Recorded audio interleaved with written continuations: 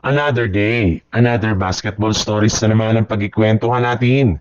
At ngayon nga yung balitang pagtanggal ng Los Angeles Lakers kay Rui Hachimura at ang balitang pagkuha ng Golden State Warriors kay Ivica Zubac.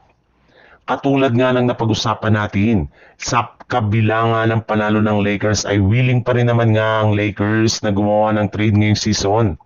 In fact, sa pagpatak nga ng December 15 ay may ilang mga players na nga sila na pwedeng i-trade katulad na lang ni Rui Hachimura, Austin Reeves, Jared Vanderbilt, Gabe Vincent, Maxi Kleber, DeAndre Ayton, Jake LaRavia, Marcus Smart, Dalton Kenick, Jackson Hayes, Bronny James, Adu Otero.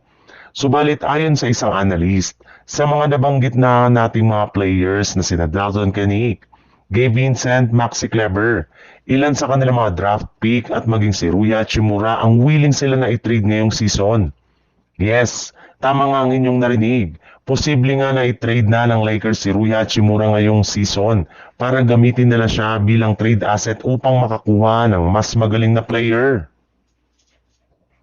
Sa ibang balita naman, marami na nga ang nakapansin na simula nga nang bumalik si Stephen Curry sa lineup ng Golden State Warriors, ay bigla na lamang ang nagkagulo ang kanilang opensa.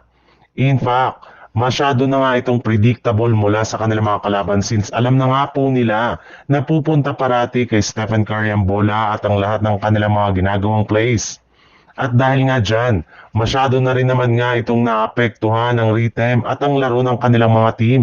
Katulad na lang ni Pat Spencer na nawala na ng playing time simula nang bumalik si Stephen Curry. Sa katunayan, 7 minutes lamang ang nakuha nitong playing time sa kanilang pagkatalo laban sa Portland Trail Blazer kahapon, na siyang bakit nakapagtala lamang siya dito ng 2 points sa kanyang 1 out of 3 shooting sa field goal.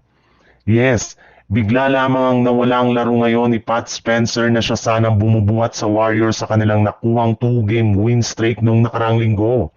Kaya dahil nga sa masasamang pangyayari ngayon ng Golden State Warriors, ay mukhang trade na lamang ang nag-iisang paraan para maisaayos ang kanilang team.